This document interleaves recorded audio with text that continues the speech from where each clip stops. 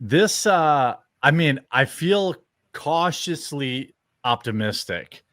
Cautiously optimistic that it seems like this. Am I reading this right? Is this trial turning into basically a complete disaster? Yeah, it seems that it has been. They call her up on the stand, and she's saying all the weirdest things you could possibly say. And I don't even know why her testimony was even sought by the prosecution, because it's not germane to the actual charges. Having an affair, I mean, the only part that she is involved in is the alleged affair. Well, that's not illegal.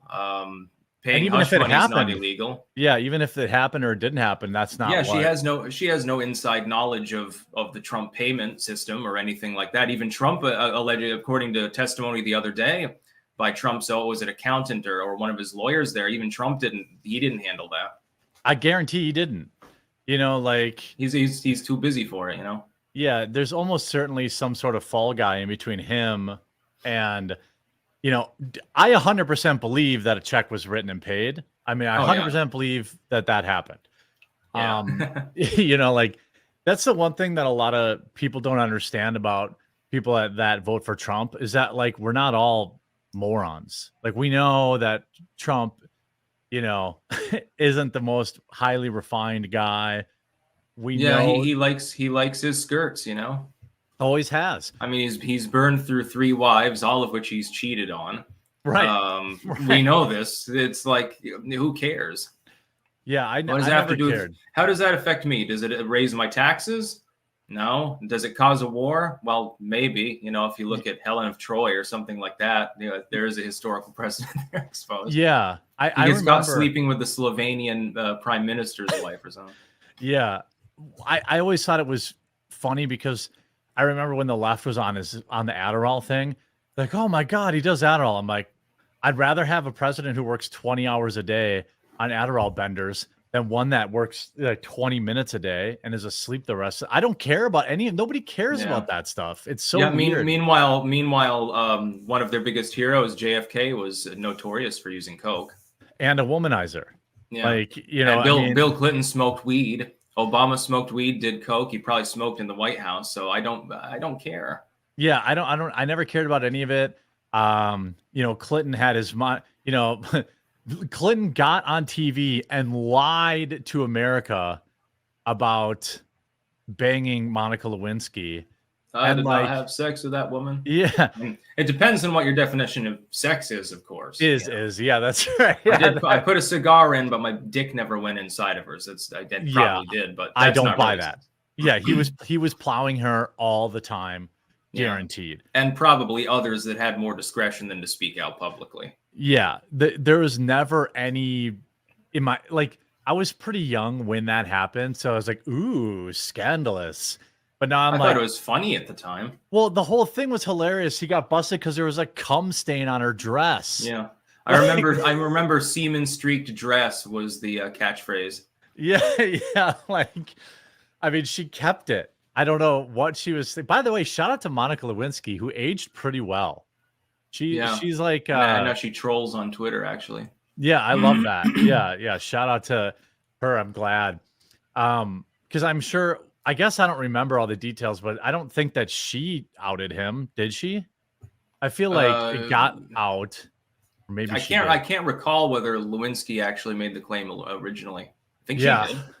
Yeah, there was all that. Don't ask about Juanita Broderick. Yeah. Juanita. Well, Juanita's killing it on X. Yeah. She's making like $25,000 a month on X. I don't even understand. Yeah. I don't understand how that happens, but shout out. Yeah. So sympathy for one of Bill's victims.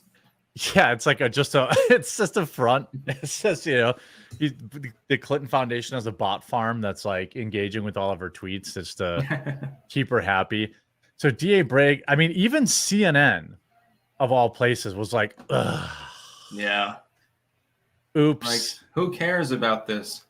Well, they had their misgivings about the case initially anyway, but mainly the main one that they criticized was Fulton, because even before the Fannie Willis Nathan Wade stuff happened, of course, it was still on shaky ground, and some of their analysts are like, well, engaging in RICO case against Trump and his co-conspirators doesn't make sense, and here's the reasons why. they thought, I think, that this one would hold, but it doesn't seem to be. Well, and that I don't know if there's been any update on that. Maybe you know because you're more tightly involved in it. But I think they just opened an appeal into whether or not. To me, it felt treasonous, almost insane that they were going to let this broad stay on the trial. Yes, they are. It is going to go before the Georgia Appeals Court. Yeah, they've agreed to hear it, and they may look into it further. There's just all they've granted right now is a hearing. but And what about then they decide whether to take it up as an actual case, which would delay that trial for months. What about Trump just got so much. We haven't talked. So okay, first of all, what about the take that it's like I want her on it. I want her because she's so sleazy. Yeah, she's so sleazy and she's so discredited that anything will be put in question. It'll probably be easier to appeal down the road, maybe. Yeah, because there was such a conflict of interest. Yeah, if they do allow her to stay on the case, then that might. Yeah, that's actually not a bad point. Yeah, I think I want her to stay on. It felt crazy at the time, but then I was like, no, actually, this is better because this will be a slam dunk in appeals court. It'll go to retrial. Yeah. And I think that's why they'll keep her on. I think the whole point is to find him guilty and try to screw with the election because, well, Trump's a felon and hope that works. I don't think it would, but I think that's like the last shot in their locker. And then later on, regardless of what happens, it gets overturned on appeal, and they kind of know that. Yeah, that's kind of probably their playbook. By the way, if you're just tuning in, Styx and I stream on every Monday and Wednesday at 5:30 Eastern, and you can find all of his channels. He's on Rumble, on YouTube, on Twitter. All of his channels are linked in the description. So if you're a YouTube only viewer, and you don't want to, support the Mean Green, I understand. We're just glad to have you tune in. But if you are a Mean Green viewer, make sure you're following him on Rumble as well.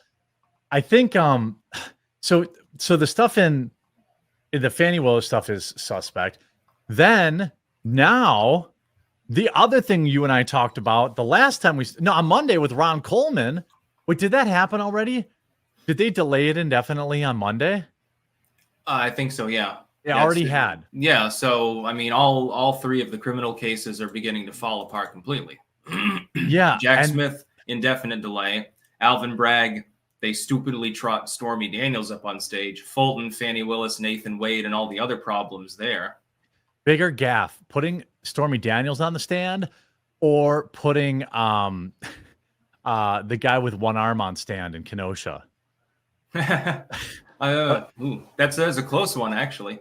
I think the Kenosha one is worse because he literally said, I was going to pull the trigger, or before I could get him, he got me. It was like one of the most colossal gaffes in trial. I remember watching it real time and I was like, oh, yeah, Kyle's innocent now. I think the biggest modern example, well, it's no longer terribly modern, of a terrible choice by the prosecution was actually the Zimmerman trial.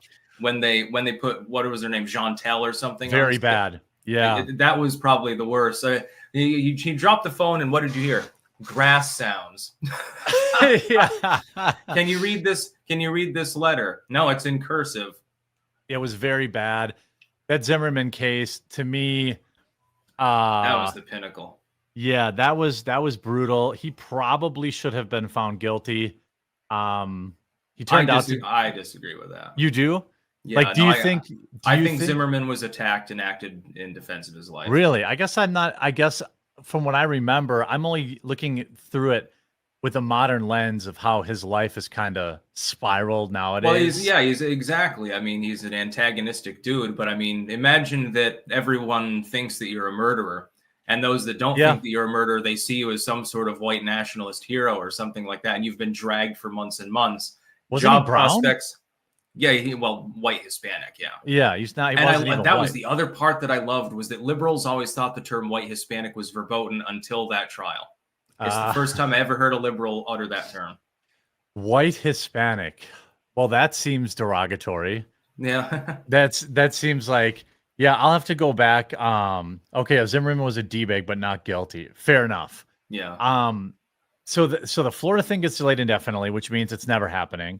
Yeah. Because if Trump wins presidency, he'll pardon himself anyway. Like Well, he wouldn't have to at that point, because in order to charge him when he's physically in office, they have to hold an impeachment inquiry. Yeah, right. A regular court's not going to be able to do anything about him. So that's going to go away. This thing in New York's going to go away. Yeah. Stormy Daniels, I think if you're on that jury, there were a couple of exchanges where basically Stormy Daniels, if I'm remembering this correct in chat, or you probably know better, where she basically like really gaffed, where she said something along the lines of like, I'm only here because I hate Donald Trump, or something along those lines. She also claimed to remember things that happened during a blackout. So I guess she was on drugs, much like she was on the stand and speaking a little bit quickly for someone who isn't on some sort of amphetamine or something like that. Yeah, you know what's funny is she actually came to my local strip club maybe a year or two ago. Stormy's knockers, yeah. No, but it was funny because I may or may not have been there on the day before, and they had a big sign up, and it was like a $40 cover or something like that. I'm like, I'm sure it was packed. See the vagina that Trump was inside. Yeah, right. Like, yeah, $50 per sniff. But I never had heard of her. I thought it was like the most fantastical, weirdest. The left really props up these people who are, remember what they did with was it Blasey Ford, where when they were doing the Kavanaugh stuff, the left's like, oh, we found somebody from 30 years ago who with the beer, the kegger parties, and running a train and stuff like that. It's like, these are behaviors that normally are considered acceptable by liberals as long as the person's in drag at the time. Right. Or if they vote for blue. Yeah. And if it's a kegger, they have to use Bud Light. They can't use any other beer. Well, of course. I think that was that I remember that. And then she magically got a GoFundMe for like $200,000 or something like that. And I was like, couldn't be more transparently. 45 years ago, I distinctly remember this man being inappropriate. I don't think there's a man or woman on the planet that has a memory from 45 years ago that wasn't like, I mean, it would have to be something truly heinous for you to remember. And I just don't buy that.